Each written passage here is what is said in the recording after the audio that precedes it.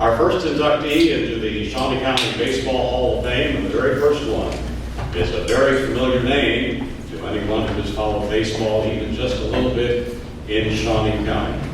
We're pleased tonight to induct Ken Berry. Ken Berry is a native Topecan who was a multi-sport athlete at Washburn Rural High School. He competed in baseball, football, basketball, and track, graduating in 1959. He was a member of the state championship Capitol Post 1 American Legion baseball team in 1957 before beginning a professional baseball career. He was an outstanding Major League defensive outfielder who won Gold Gloves in 1970 and 1972 and was voted by the players to the 1967 All-Star Game. He played 14 seasons in the major leagues with the Chicago White Sox, California Angels, Milwaukee Brewers, and the Cleveland Indians, and his defensive prowess earned him the nickname The Bandit. Ken lives in Topeka and has a sports complex named after him where 2,000 kids participate each year.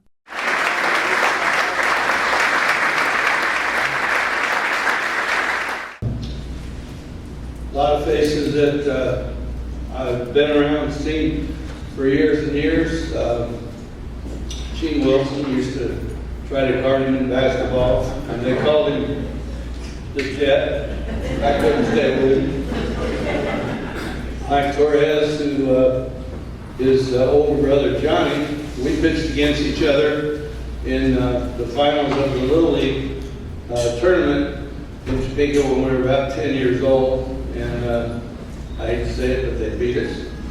Typical Torres outing. Beanie Conwell and the other 7 individuals, Gerald Binkley and Doc Scammon, Frank Parkinson, Al Stallard. I'm going to miss one or two probably, but they called me up when it was 1969 and asked me if they could put my name on a complex out in southwest Topeka, which there was only probably 6 or 7 farms out there, 160 acres or in that vicinity. And I said, sure, but I said, have you guys checked to see what I'm hitting? I'm only hitting 230. You could probably come up with somebody a little bit more qualified than me. But they said, no, we want you. And Beanie was probably the one behind it and the most significant, making sure that it all took place. And I've got to give credit to him for the Ken Berry League, because I actually do nothing other than I've done a couple of camps out there for the coaches and the players, and that's been about it. If I have any complaints, I always refer them to one of the board members, and tell them I appreciate their interest, but I can't help it.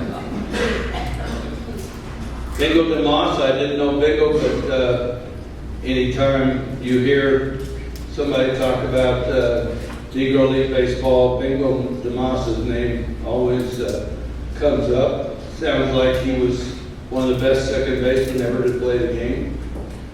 And my good friend, Fred White, was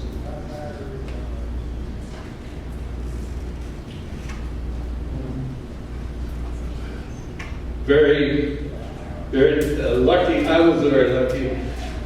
When I came in as a high school kid, Bob Henson and Fred were, Bob was writing obviously for the Capital Journal, and Fred was reporting for WIBW, and you couldn't have asked for 2 greater guys to interview you after you've gone out and let your heart out. And you know, there would always be a good story that they did, and I always appreciated Fred.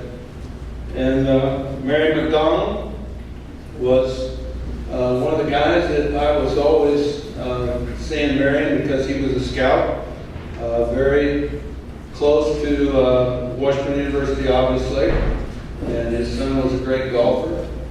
And Marion was a scout, I believe, for the Dodgers for years and years. Lee Dotson, if you ever went over to McDonald Field, you knew that if you looked up in the little press box, you'd see Lee, or he'd be walking around somewhere. So I don't want to leave anybody out here. Yeah, I think I got everybody. Those people are what makes this thing possible. A great background for baseball, a love of baseball that they all had, and the dedication that the guys that really, Marion and Beanie and guys like that didn't really play, but they put everything into it. And I want to thank the committee and thank those guys for giving me and all the other young people in Topeka the opportunity. Thank you.